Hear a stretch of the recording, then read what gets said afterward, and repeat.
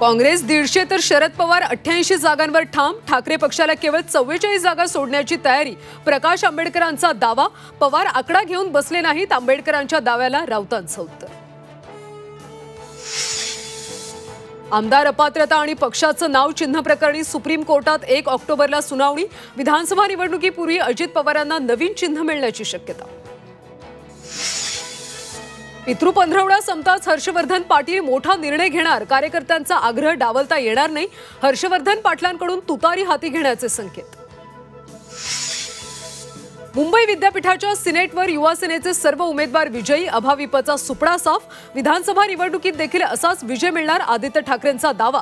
तर मतं विकत घेता न आल्यानं भाजपचा पराभव। राऊतांची टीका। एक भारत श्रेष्ठ भारत। मुंबईमध्ये झी न्यूजचं कॉन्क्लेव्ह। मुख्यमंत्री एकनाथ शिंदे आणि उपमुख्यमंत्री देवेंद्र फडणवीस राहणार उपस्थित।